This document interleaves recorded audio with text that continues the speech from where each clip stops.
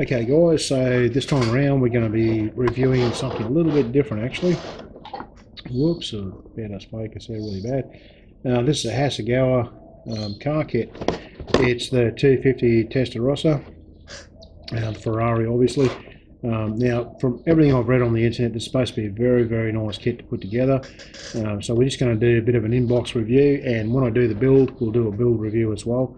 But like I say, everything I've heard is supposed to be a nice kit to go together. But the idea of this is just to have a look at the box, have a look what's inside the box, and see if we're going to get our money's worth of what's in there. Okay, as you see, very nice box art on there. Just love this car, beautiful looking car. I may do it in the black, I'm not sure yet. It's going to be something we're going to have to decide on at the time. There's a few different options you can do this car in. It was painted in obviously Ferrari red and different colours as well. We have a part number of 0714TR. Sorry, no, that was the wrong number. It was a chassis number. What we're after here is the part number, which is 20246 from Hasagawa. Now, Hasagawa is not actually known for their car kits, obviously. They're known for other things other than car kits, but apparently this is superb. This is a beautiful kit. Some of their car kits apparently best forgotten. I haven't built any other Hasagawa car kits, so this is going to be a first for me. Just looking at the photos on here, that's just beautiful, guys. That's actually, when I seen this photo on the side of the box, is the reason I bought it. I was at a model comp, and all I could see was the side of this box sticking out from the pile, and I actually got this for $30, so I'm selling it second hand, so I picked it up just off that photo. Absolutely beautiful. Not much else on the box other than the same art all the way around, so we'll take the lid off and we shall dig through. We'll get our decals out and our instructions, and we'll have a look through those first. As we normally do in our reviews. Okay, so front page we have pretty much just explanation of the car, a bit of history on it, things like that. Being a Ferrari is obviously going to have a beautiful little bit of information on the history there. So inside the cover we have our sprue layout. Now this kit here is not for beginners, guys. It's got quite a few parts in it, 100 odd parts or something. It's a fairly detailed thing. It's like putting a Tamiya kit together where lots of little detail and each part has to be painted a different color and things like that. So it's not something for beginners, but you do end up with an absolutely beautiful car. Unfortunately, like a lot of these things, a lot of this will be buried, but I'm actually going to, a lot of people don't like this, but I like doing cutaways on these, so hopefully I'll be able to do some cutaways where you'll be able to see a little bit of detail like disc brakes, things like that, a bit more of the engine, gearbox, all that sort of thing. Because as you can see what's going on here, the first thing, our engine build. Now it's a bit unlike Tamiya kits in that, as in there's not a lot of parts to put that engine together, and you go down here and that's pretty much your engine. But it's enough detail in these parts that's moulded in to make it look absolutely beautiful. I've seen other photos on the net, and this is just gorgeous, this thing. It's got all the paint colour call outs here, the numbers of detail, it's nice and clear. The instructions are really well done, all our lines are nice and clear as to where everything fits on there. And we move down here to our brake systems and so on. Again, like I say, these are all different colours, and then when they fit them together, it all looks beautiful, but there's a lot of work in it. You've got to paint all these things. You can see there, these two guys down here, one part, a few different colours on the one part. So it's not an easy build, guys. Now this is one of those keep folding it out instruction sheets. It just folds out into one big sheet of paper. Hold that over the side there. Okay, so again we've got a little bit more detail going down onto the pan here, onto the floor pan. Then we've got the overlay of the floor pan. Again, lots of different colours going on there, guys. The engine blocks goes down on there as well. Now this also has decal call outs on the way through as well, so it's going to be one of those things. Make sure you look through instructions, work out your build before you do this thing, and work out whether you're going to put the decals on first or later or whatever. Some of them you may not be able to reach to put them on later, so make sure your parts are all painted nicely and finished before you put your decals on. Here we've got a drivetrain going on. There's more decals calling out up here. Again, look through this, look out what's going to happen first and last and so on. Then we go over to this page. start on our seats in the car. Looks like there's some seat belts going on here. Now I'm not sure if they're decals or we have something else, but as we go through the parts we'll find out. Yeah, some beautiful call outs here, guys. All the details start going on once this all snaps together. You got the body and you start putting all these details on the body. Now again, you'd probably want to have all this painted before you put all the details on, because otherwise you put it together, then you'll have to paint it, and then you'll have to go over the details and repaint those. So, and over the page we go. Okay, so our little dial instrument panel up here. Now this is not a great big huge thing. This is how simple these cars were, but how beautiful and simple is that. I love the design of these old cars with a nice simple little panel there sitting in front of you. Beautiful. Okay, our wheels, putting those on. Exhaust system, again, this will all have to be probably painted away from the car, then put on after. And it's going to depend too, guys. You want this sort of glass base and lifted so you can see underneath it, all the details underneath there. If you want to do it that way, that's fine. Over the side here, then we go to our windshield. Now obviously again, it's going to depend if you want to mask that off and paint it on the vehicle or paint it separate, put it on after. That's something again you're going to have to look at doing. I probably would, I don't know, I'd probably mask that and paint it separate, I would say.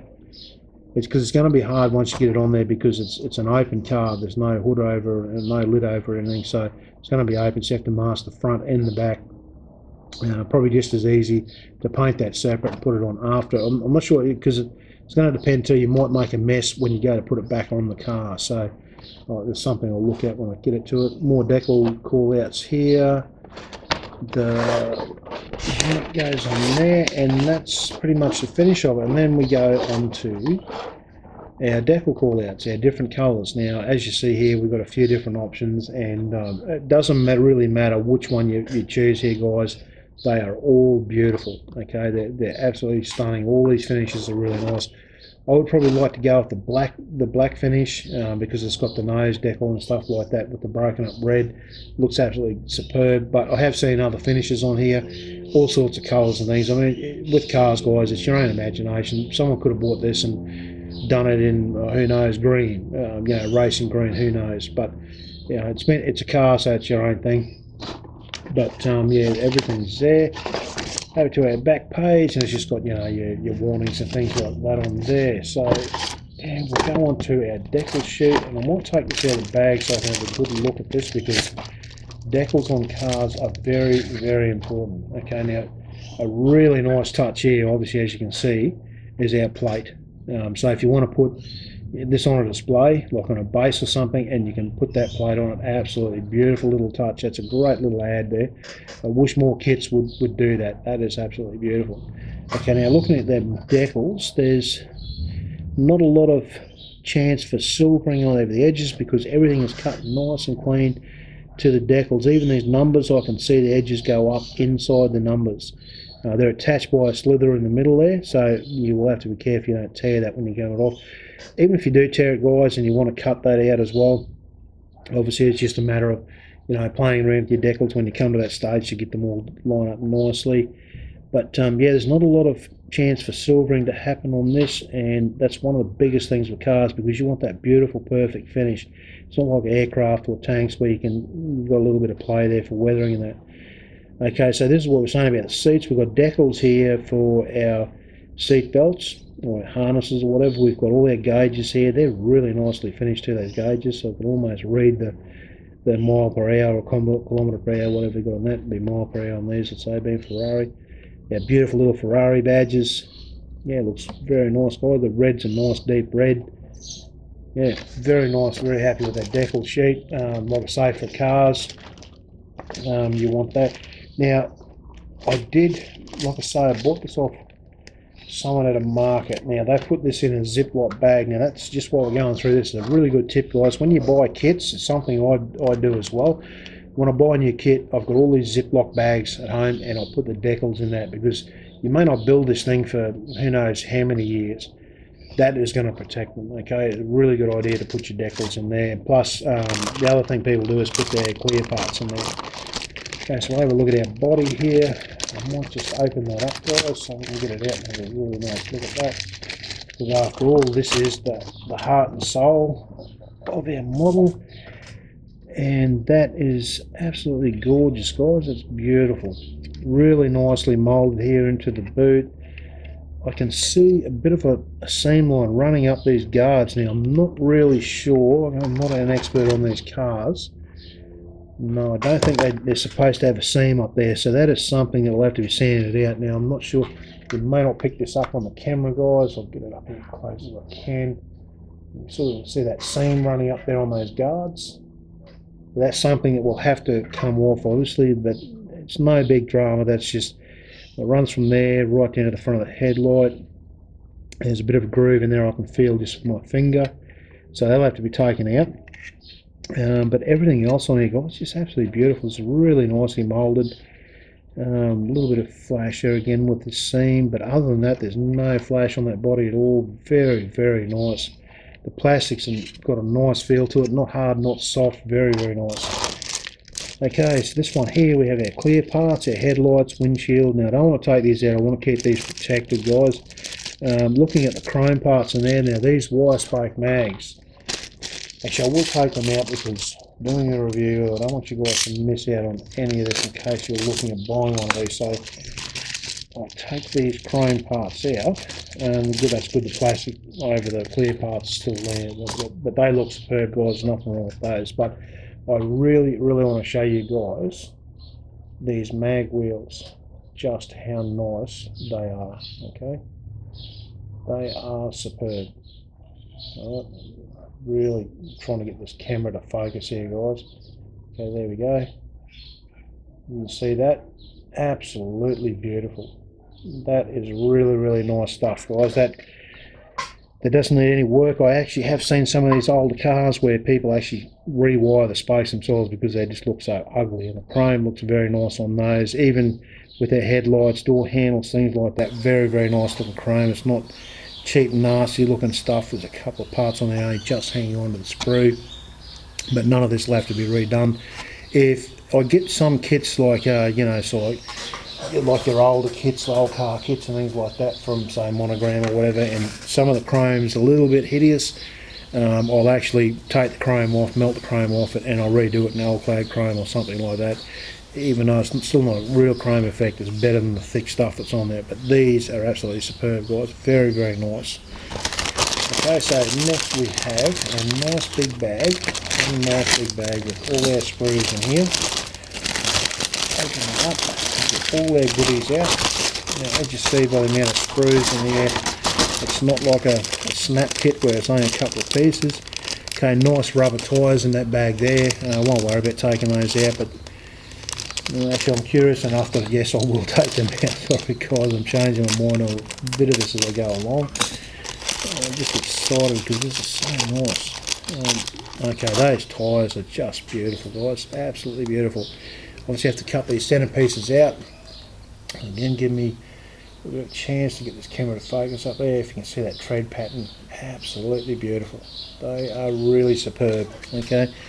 There's no seam running up the middle. Sometimes you get these rubber tyres, they have this ugly seam that runs up there. That, like, there is one there, it's very, very fine. You would not even notice it. I wouldn't even worry about, I don't know, it'd be one of those borderline things whether you run it over a bit of sandpaper to take that off. I probably would, because the sandpaper will make it look like the tyre's actually been run on. So, but other than that, like the side walls are beautifully done. There's, yeah, absolutely beautiful, guys. I'm glad I took that out of the packet to have a quick look at that.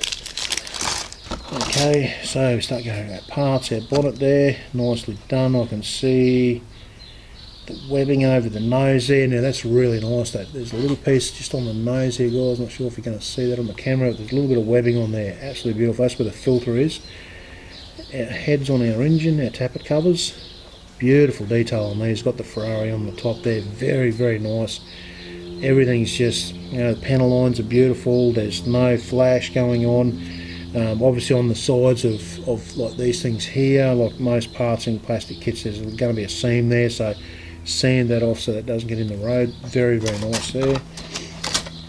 Okay, a bit more fine detail work here, foot pedals and so on, a few link arms. Again, very nicely moulded, guys. There's no flash or anything on those. Absolutely beautiful. I can see detail down on these foot pedals, these distributors' foot pedals. Absolutely beautiful. Okay, floor pan. Now this guy has got a few sink marks on it. That's fine because it's not going to even be seen. But where a gearbox comes up in there, that's nice. Where the pedals go, that's all very nicely moulded. There's a bit of texture in there. Absolutely beautiful, guys. And all our seam marks on the back. Okay, well I thought there was seam marks, but actually not.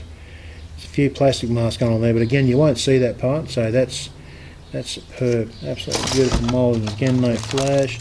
Nice plastic, as I say. It may be on the brittle side, as in the snap, and you have to be careful when you cut these away. If you've got brittle plastic, a bit of a tip is cut a bit away from the part. Don't cut right next to it, because it can actually squeeze the plastic together and rip it out and leave like a bit of a hole in there. I mean, you can fill that in, that's not a problem. It's not like it's destroyed it, but it's just a little tip to save you a bit of work. It's better to sand a little bit of a nub off there than try and fill in a hole. Okay, our seats here. I'm not sure, again, I'll try and get this camera to focus for you guys. Get it up there.